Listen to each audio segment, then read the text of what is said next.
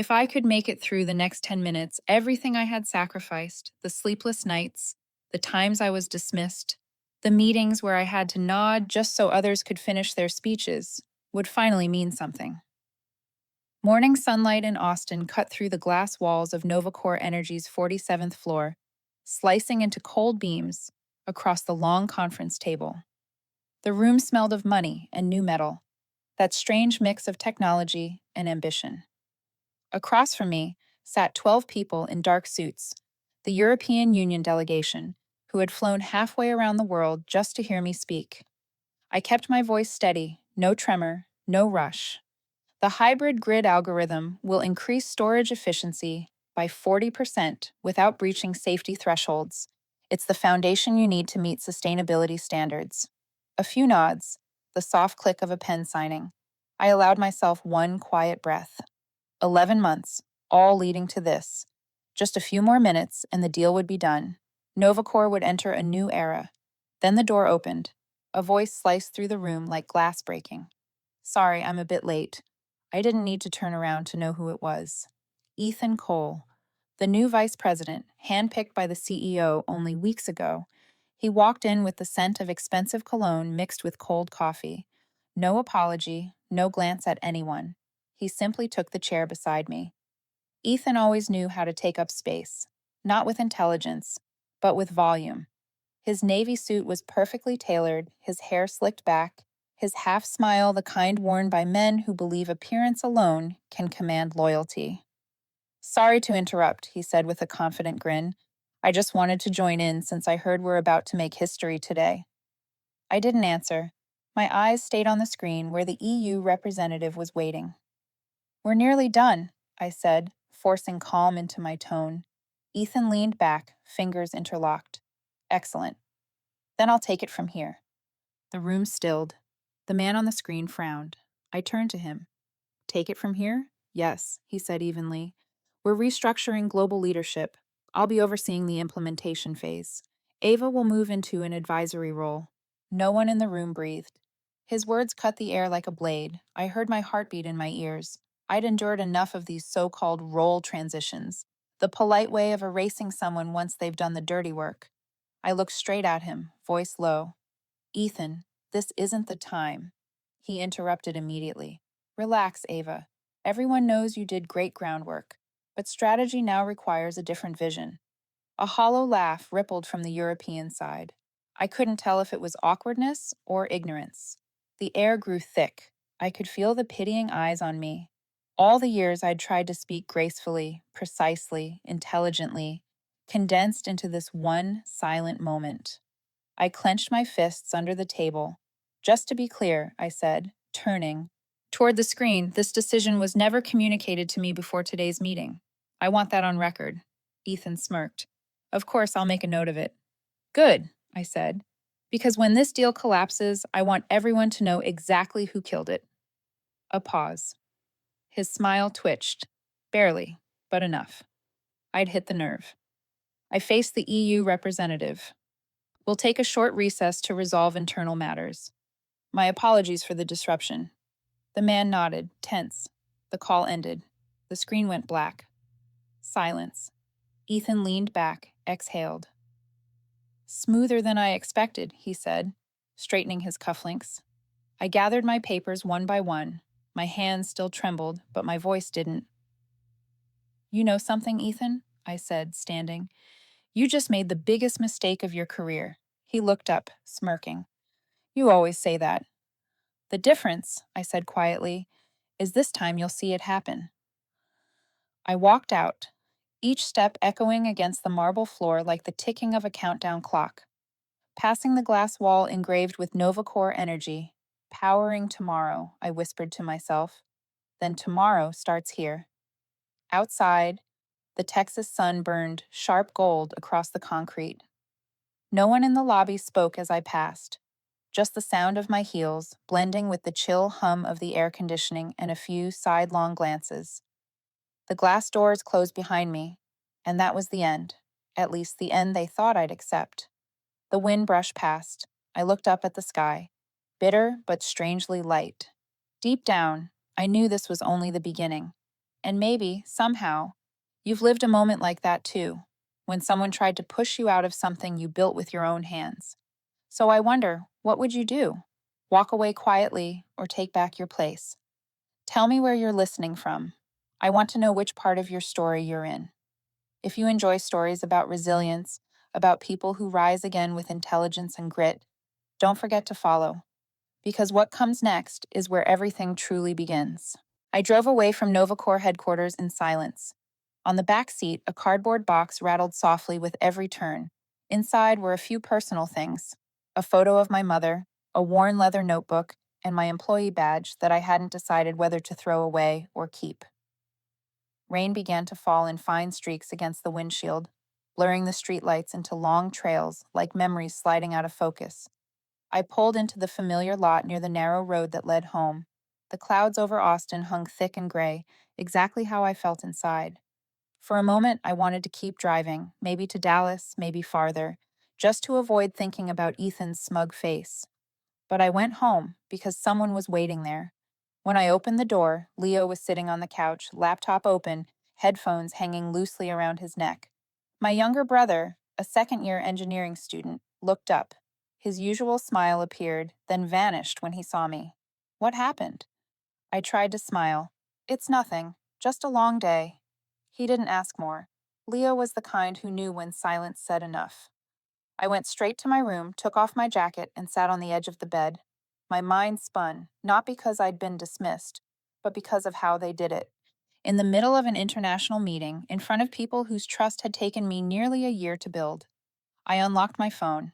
Messages flooded in, a few polite condolences from former colleagues, some nosy questions from those who once saw me as competition. I didn't answer any of them. Only one made me pause. It came from an unknown number. Just one short line. If you're leaving Novacore, we'd still like to work with you. No name, no signature, just a single period at the end. But I knew who it was, one of the European partners who once told me they trusted people, not titles. That message was like a breath in the middle of a storm, just enough to remind me there was still a way forward. Night fell.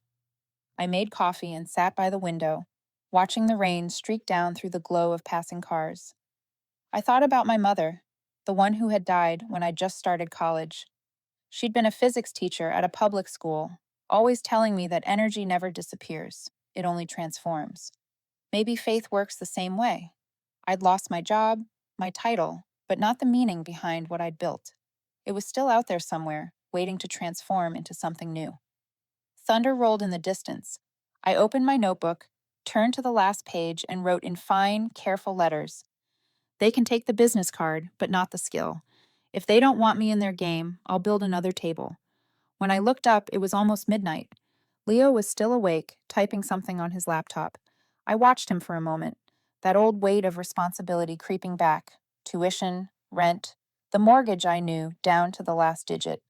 I realized I didn't have the luxury of staying down. The next morning, I woke early. The Austin sky was still dull and hazy, but I no longer felt heavy. I turned on my computer and logged into my old company account one last time. My email access was gone, just a dry notice on the screen: user not found. I gave a short laugh, poured another cup of coffee, and opened my personal profile. It had been ages since I touched it. My fingers hovered for a second, then I typed, Ava Reynolds, independent energy consultant. I didn't know why, but that simple act made it easier to breathe. Maybe I still didn't know what would come next, but at least I'd reclaimed the right to name myself.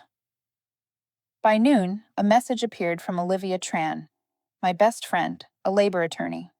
She wrote, Heard what happened yesterday. Don't say anything yet. Meet me this afternoon at our old cafe. I've got something you need to see. I read the message, caught between hope and caution. Olivia was one of the few people I still trusted, and maybe, if anyone could help turn this fall into an opening, it was her. I closed the laptop, grabbed my coat, and stepped outside. The rain had stopped. The air after the storm carried the scent of wet soil and new sunlight. For the first time in months, I felt certain of something. Everything that had fallen apart was also making space for something to be rebuilt. I just didn't know what that would be yet, but I was ready to find out. I arrived at the cafe before our meeting time. It sat on the corner of South Congress, the same place Olivia and I used to spend hours during our early startup days. The smell of roasted coffee, the soft background music, and the warm yellow light always made me feel like I was stepping back into my student years, when everything was simpler, when failure was just a lesson, not a sentence. Olivia walked in right on time. Gray coat, hair neatly tied, the same quick stride and sharp gaze that could slice through excuses. She didn't waste time. She placed a folder on the table, opened it, and slid a thin stack of papers toward me. "What's this?" I asked. She lowered her voice, almost a whisper. "Your contract with Novacor. I have a copy HR sent me 2 years ago when they asked for my review. I just checked it again. Ethan hasn't completed the termination paperwork. You're not bound by any confidentiality or non-compete clause." I stared at the line on the page. Non-compete clause. Pending update. A clerical error, simple and small, but in the corporate world, it was a crack in the armor. I looked up, and Olivia smiled faintly. "It means, Ava, you can do whatever you want, as long as you dare to start over." Her words echoed in my head like the first sound after a long silence. I'd spent a decade at Novacor believing that skill would bring fairness, but I'd forgotten that in that world, fairness only exists for those who know how to create it. We sat quietly for a while. I looked out the window where the late afternoon sun hit the pavement in slanted lines. A thought began to form, not clear, not complete, but alive. If I no longer belonged to Novacor, why not build one of my own? Olivia caught the look in my eyes. "You're thinking what I'm thinking, aren't you?" I nodded.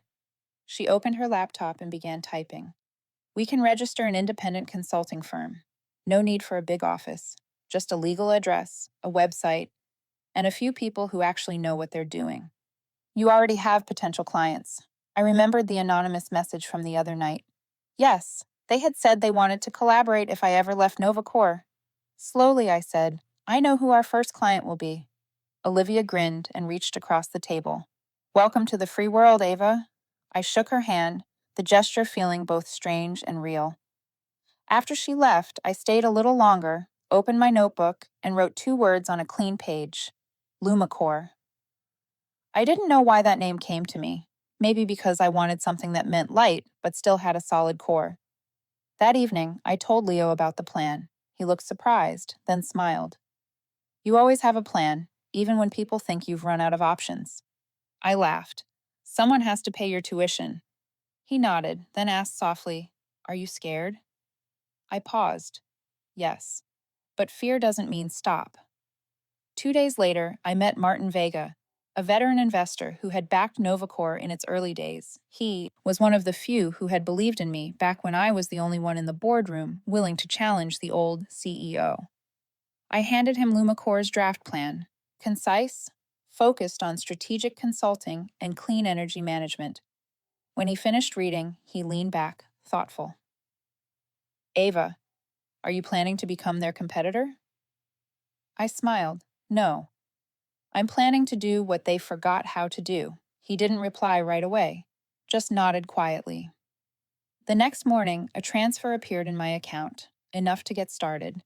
No conditions attached, only a note. Don't let them rewrite your story. 1 week later, Lumacor officially existed. A small company, just me, Leo, and 2 former engineers Ethan had laid off during the downsizing. We rented a corner office in a co-working space in Austin, hung a temporary plastic sign, and began rebuilding everything from scratch. Meanwhile, Novacor held a grand press conference. Ethan stood center stage, boasting that the company had successfully finalized the EU deal, a lie I knew firsthand. I watched his speech on my laptop, coffee in hand. His face was confident, proud, repeating the same ideas I'd once presented in countless meetings. I wasn't angry, I wasn't jealous, I just found it amusing. He truly believed that power lived under the spotlight. He didn't understand that real power belongs to those who wait until the lights go out. I closed the video and opened Lumacor's project file. At the top of the contact list was a familiar name, Henri Dupont, the one who had sent me that message. I pressed call. When his deep, steady voice came through, I said, "Let's start again. This time, no one gets in the way." At that moment, I knew I had crossed the line between past and future. I was no longer Ava from Novacor. I was Ava Reynolds, the woman rewriting her own rules. 3 months passed faster than I expected. Austin shifted seasons. The sunlight softened, and the morning air carried the scent of pine wood and roasted coffee from the corner cafe. Lumicor's small office sat on the second floor of an old building, not fancy, but high enough to see the sky. We worked in a cramped space with worn out desks and tangled cables, but everything ran in rhythm. There was I, Leo, two engineers, and a young new associate. We all worked in quiet focus and trust. From Europe, Henri sent weekly emails, short questions, detailed feedback. Every line he wrote reminded me that we were heading in the right direction. But while I was busy planning new projects outside, Ethan had started to sense something. That morning, an article appeared on an energy forum. Title: Ethical Breach in Novacore's Supply Chain. Questions about Environmental Safety. The author wasn't named, but the piece quoted internal data, precise down to the last decimal. It spread quickly among investors' social feeds. An hour later, a financial analyst posted publicly on LinkedIn, "Is Novacore hiding technical data?" I read the news in the office. Leo looked up. "Did you do it?" I smirked. "I don't have to. The truth has its own way of finding daylight." That afternoon, Ethan called an emergency meeting. I knew because someone from PR, an old friend, phoned me. His voice was low, almost a whisper. "He's losing it." I said only one thing: "He's going to lose more than that." Ethan didn't sit still. The next day, Novacore released a press statement denying all allegations, calling the article a smear campaign from a disgruntled former employee. They didn't name me. They didn't have to. Everyone already knew. That evening, a strange message appeared in my inbox. "Stop before this gets out of hand. Consider this a warning. No sender, no signature." I stared at the screen, then deleted it. If they thought I'd be scared, they were wrong. I didn't want to fight. I just wanted the truth to be seen. But I also knew that if I stayed silent, they'd bury me deeper. 2 days later, I scheduled a video call with Henri. His face appeared calm and steady. "Are you all right, Ava? I'm fine. But I need your help." I sent him Lumicore's latest analysis, a safer, more transparent energy storage system that didn't rely on toxic materials like Novacore's technology. Henri scanned the report, his eyes lighting up. "We'll discuss a formal partnership," he said. "I think the world's ready for an alternative." After the call ended, I leaned back in my chair. Part of me felt lighter. Another part was wound tight as a wire. I knew Ethan wouldn't stay quiet once he realized Lumicore was beginning to draw attention. And I was right.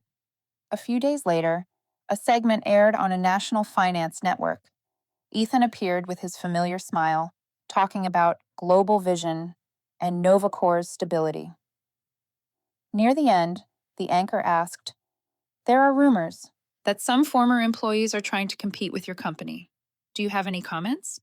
Ethan looked straight at the camera, smile unchanged. "We've always encouraged innovation, but if someone chooses to destroy instead of build, maybe they never understood what makes a company great." I watched the interview in our office, the evening light flickering on the screen. I wasn't angry. I wasn't even bitter. I just felt sorry for him. He truly believed words could rewrite reality. I turned to Leo and said quietly, "Sometimes, to make a building fall, you don't need to hit it. You just take away its foundation." No one spoke. We all knew. This wasn't about business anymore. It was about belief, between those who painted illusions and those willing to face what's real. The next day, I got a call from someone I hadn't expected. A deep male voice, slow and deliberate. "This is Jordan Hale, investigative reporter from The Atlantic. I think you have a story to tell." I paused before answering. "Maybe. But I won't talk if you're just after a headline." "I don't do headlines," he said. "I tell what others try to hide." I looked out the window where the evening sky was fading over Austin. Then I said, "Then maybe we'll have something to talk about." When I hung up, my chest felt heavy, like I'd just set down a stone. This wasn't just me versus Ethan anymore. It was becoming something larger, something neither of us could control. And once the truth began to surface, there would be no stopping it. I met Jordan Hale 2 days later at a small cafe by the Colorado River. He'd arrived early, choosing a quiet corner with his back to the window, the light falling just enough to reveal the sharp angles of his face and the steady eyes of a man who'd seen more secrets than was safe. Jordan didn't waste words. He set a recorder on the table, his voice low and even. "I'm not here to attack anyone. I just want to understand what really happened inside Novacor." I looked straight at him. "And if the truth destroys them, will you still publish it?" He raised an eyebrow. "You think I do this job because I'm afraid of losing ad money?" I was silent for a few seconds. Then I began to talk. I told him how Ethan took control, how he cut the senior engineers and replaced them with people who knew when to nod. I told him about the falsified numbers, the environmental reports edited to pass government review. Jordan kept writing. He didn't act surprised, only nodded occasionally, as if he'd heard hundreds of stories like this before, but knew mine was different, because I had proof. When I handed him the hard drive, he studied me for a long moment. "You know you're stepping into dangerous ground, right?" I said. "I've been there since the day they erased my name from the meeting list." We parted before sunset. I drove home with that strange weight in my chest. Not fear exactly, but the feeling of walking across a suspension bridge, knowing freedom waited ahead, and one wrong step could send it all crashing down. 3 days later, the first article went live. No mention of my name, no mention of Lumacor, just an investigation into Novacor's concealed battery manufacturing flaws, backed by internal documents. It spread faster than I expected. Major outlets started calling Novacor. The stock price dipped slightly, though Ethan appeared unfazed. He went on another televised interview, the light soft on his face, his tone confident as ever.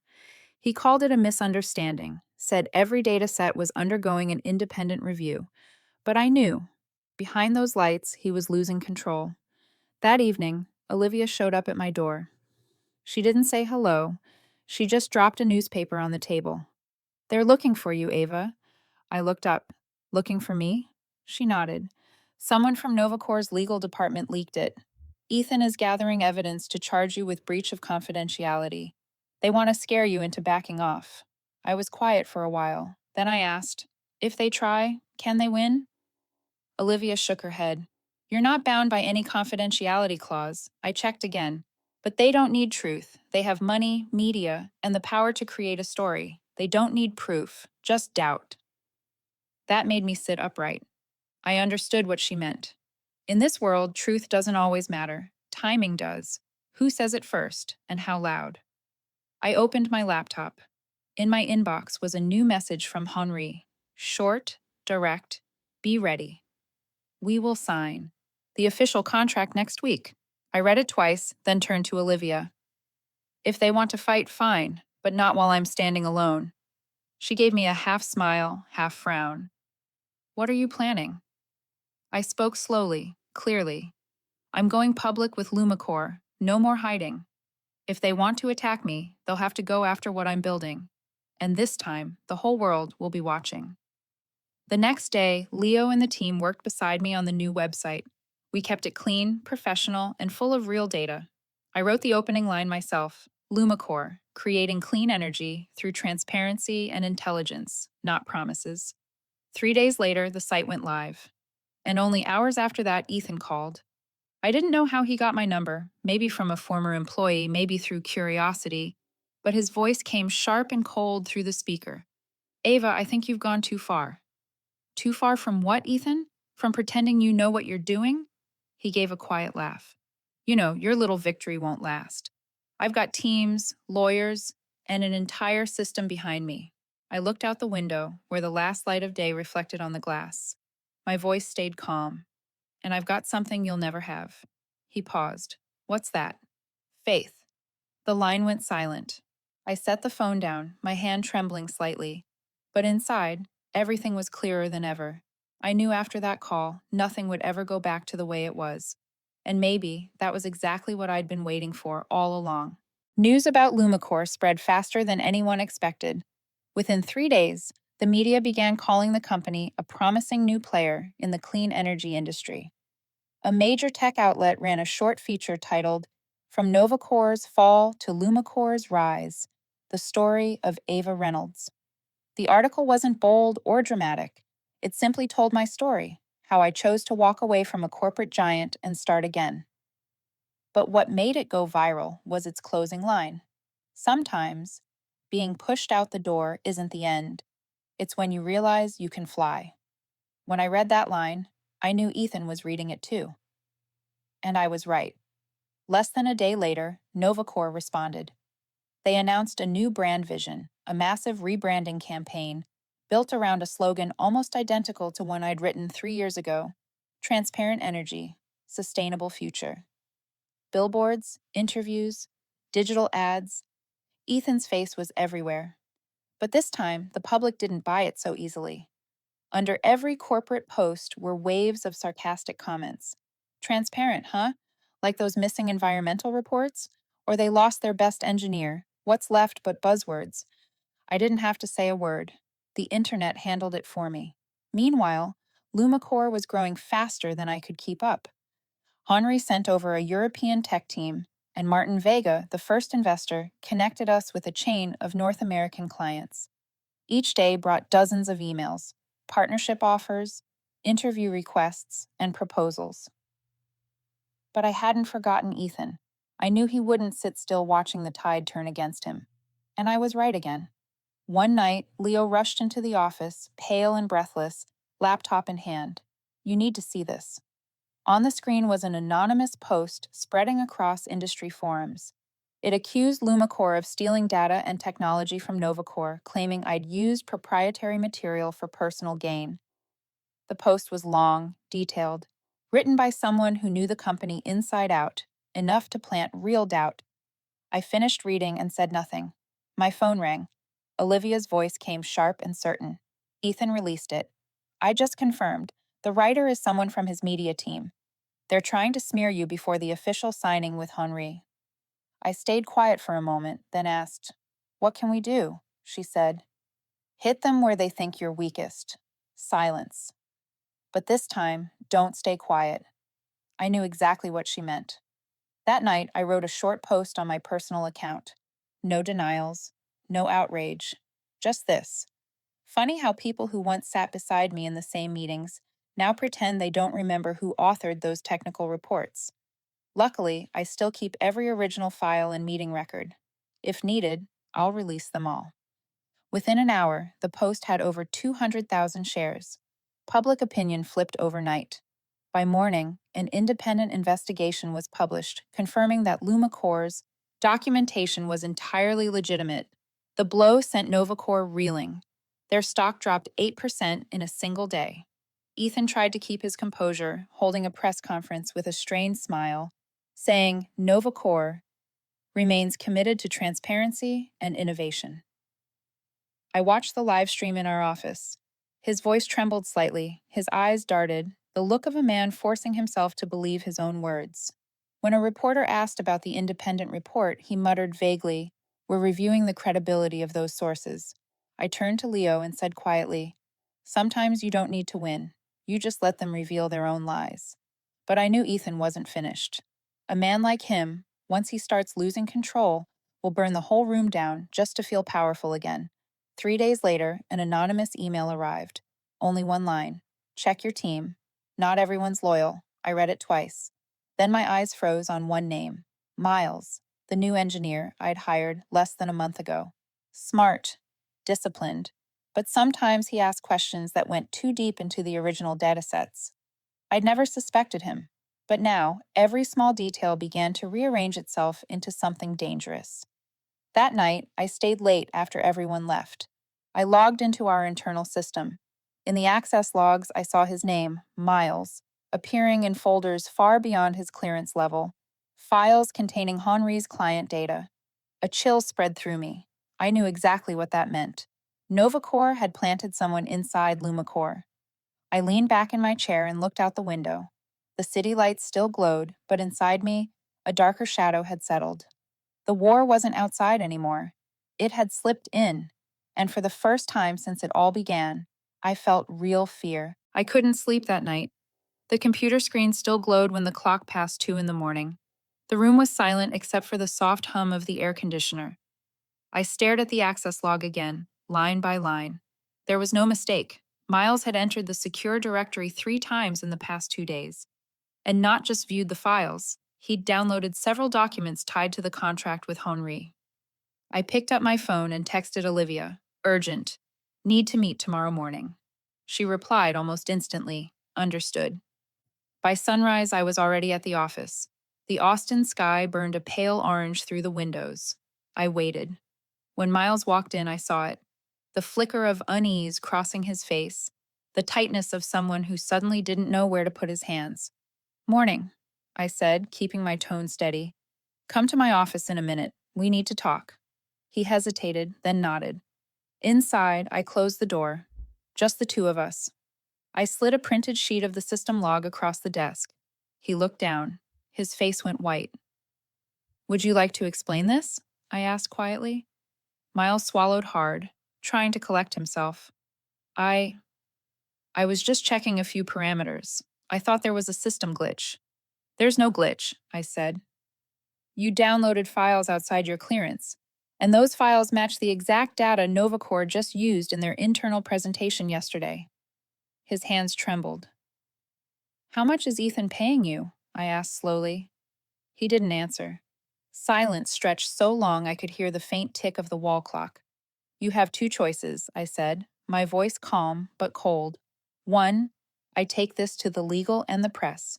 2, you help me end this by telling me everything you know. A minute passed. Then Miles looked up, eyes wet, voice shaking. I didn't have a choice. They threatened me. Said if I didn't feed them information, they'd leak my old breach of contract file from my last job. I wasn't trying to hurt you, Ava. I was just scared. I studied him. The anger drained away, replaced by something emptier. I knew that feeling too well. The fear of being cornered. Did Ethan contact you directly? Yes, through an anonymous account, but it was him. Everything came through the company VPN. He wanted the European client data and your project roadmap. I didn't send everything yet, but he said if I stopped, he'd ruin my career anywhere I applied. I took a deep breath. That was the biggest mistake Ethan could have made. From now on, I said, you'll do exactly what I tell you. You'll keep talking to him. You'll keep pretending to send data. But everything will be recorded. Miles stared at me. You're setting him up? I nodded. If Ethan wants a war, I'll give him one, but on my terms. That afternoon, Olivia and I met at her law office. She listened, jotting notes quickly. If we can prove Ethan ordered someone to infiltrate LumaCore's system, she said, it's not just him. NovaCore, as a corporation, will face AEA's full federal investigation. She tore a sheet from her notebook and handed it to me.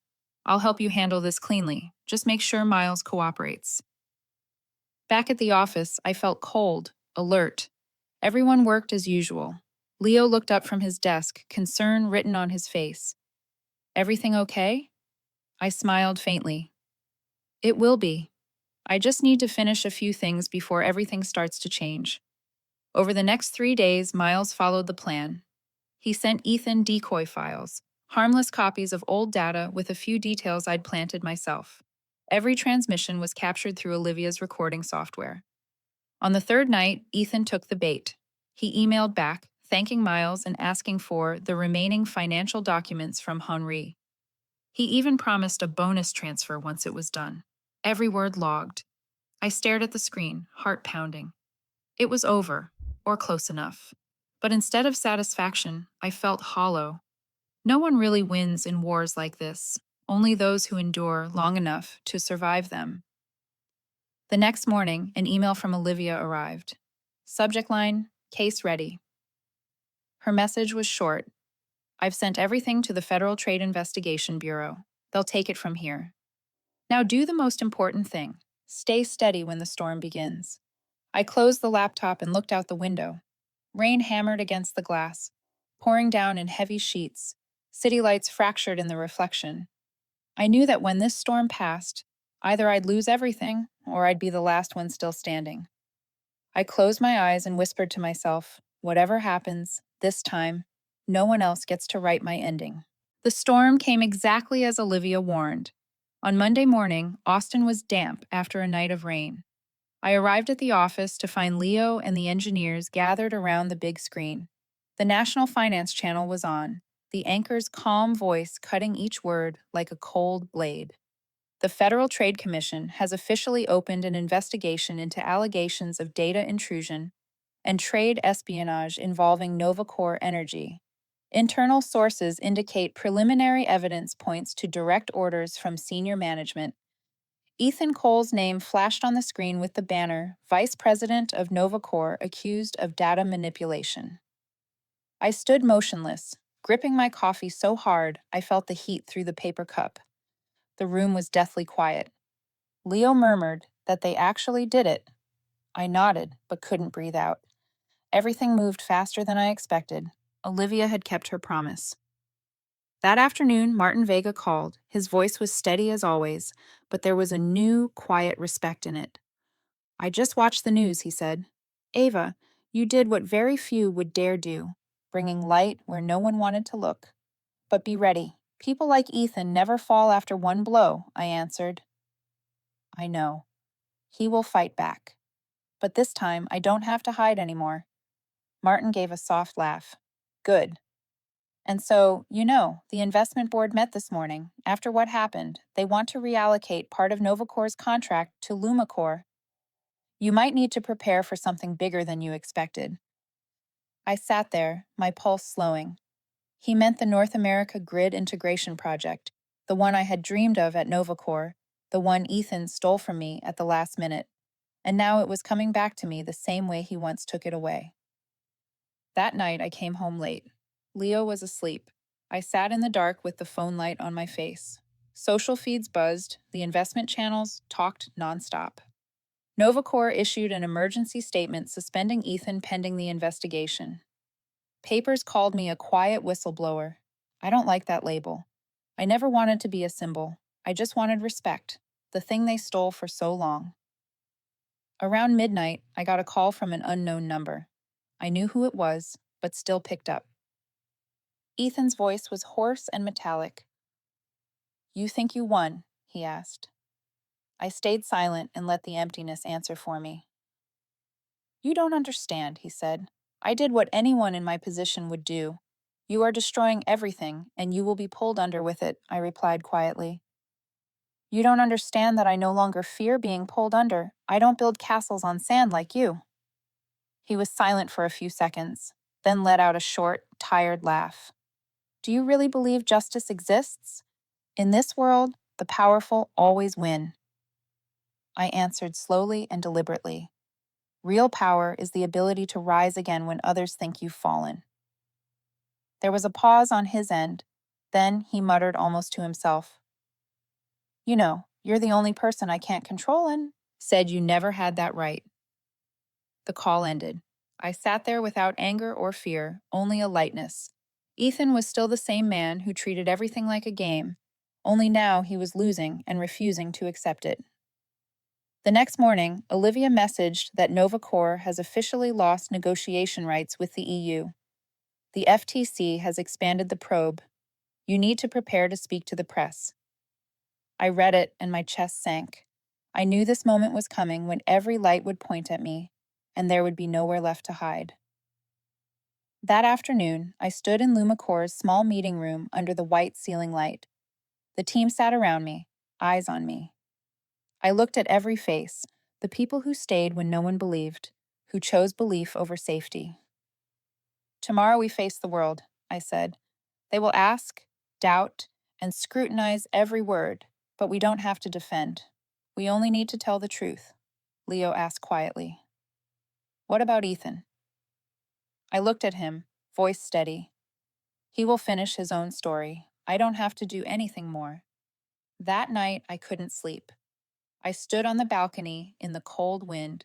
Below, the city still glowed and buzzed, as if nothing had changed. But I knew that when the sun rose, the energy industry would change. Not because of one article or one investigation, but because, for the first time, someone in that room said no to the powerful. I closed my eyes, listened to the wind, and whispered to myself, tomorrow I will not seek revenge. I will reclaim justice. That morning, the sky over Austin was impossibly clear. Soft sunlight spread across the glass towers, breaking into sharp reflections that looked almost alive. I stood behind the press room door, microphone in hand, the noise outside rising and falling like the tide. Olivia touched my shoulder gently and whispered, "Breathe, Ava. This part belongs to you." I nodded. No more trembling like the day Ethan humiliated me in that meeting. No more fear of proving I belonged. Only stillness. The calm of someone who's walked through storms and knows that if another comes, she'll still be standing. When I stepped out, flashes exploded across the room. Dozens of reporters rose, cameras trained on me. Behind the podium, the Lumicore logo glowed simple and small, a circle of soft blue light on a white background. It didn't need to shine. It only needed to be clear. I placed the microphone in front of me and looked straight at the rows of lenses. Thank you for being here today. I don't have a long statement, only the truth.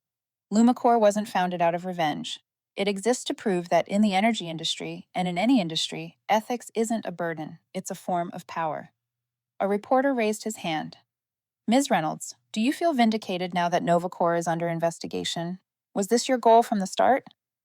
I met his eyes, voice steady. "I don't feel vindicated, because this isn't a victory. When the truth is hidden, everyone loses, including me. I only did what should have been done long ago." The room went silent for a moment. Even the camera shutters paused. Then another reporter asked, "Do you think Ethan Cole will be prosecuted?" I exhaled slowly. "I'm not a court. I don't wish anyone to fall. I just hope they learn the cost of arrogance. If he does, then I'm ready to forgive." That answer spread faster than I expected. Headlines called me the woman who won without revenge. But they didn't know the truth, that the wounds were still there. I'd just learned not to let them guide me anymore. 3 weeks later, Novacore announced a full restructuring. Ethan Cole was dismissed. His case transferred to federal investigators. New leadership took over while international partners began pulling out of their contracts. The market called it an inevitable collapse. To me, it was simply the natural end of a system built on deceit. As for Lumicore, we didn't celebrate. We just kept working. The North American project was officially signed, worth twice what Novacore once held. Henri sent a short message. "Justice takes the shape of light." I read it several times before saving it. One afternoon, sunlight filtered through the window as I sat at my desk. Leo walked in with 2 cups of coffee. "I still can't believe how far you've come," he said, half smiling, half amazed. I took the cup, sipped, and said, "I didn't go anywhere, Leo. I just stayed when everyone else chose to leave." He nodded, then asked softly, "So, is it over now?" A looked out at the river, where the water shimmered under the late sun. "No. Stories like this never really end, but from now on, at least, we get to choose how we tell them." That night, I walked alone through the city. The streets were loud, traffic endless. I passed the old Novacore Tower, its silver emblem still gleaming high above. I stopped, staring at the 47th floor, the place where everything had fallen apart. The lights were off now. I felt no anger, only peace. I pulled out my phone, opened notes, and typed one line. "Not every failure is a loss. Sometimes it's the universe clearing a path for you to walk." I saved it, slipped the phone back into my pocket, and kept walking through the glow and noise. In the distance, the city still shone, like the light I once thought I'd lost. But now I understood it had never gone out. It was only waiting for the right person to bring it back. And this time I knew for certain that the person was me. I stopped at the corner, the night wind brushing through my hair, carrying the scent of the city, familiar and new all at once. Everything was finally still. I smiled, not because I'd won, but because justice, at last, had found its own voice. And what about you? Which moment stayed with you most? The betrayal, or the moment I stood back up and reclaimed myself? Tell me in the comments. I read every single one, and if you believe that truth always finds its way, follow along for more stories where justice isn't just spoken, it's lived. Thank you for listening.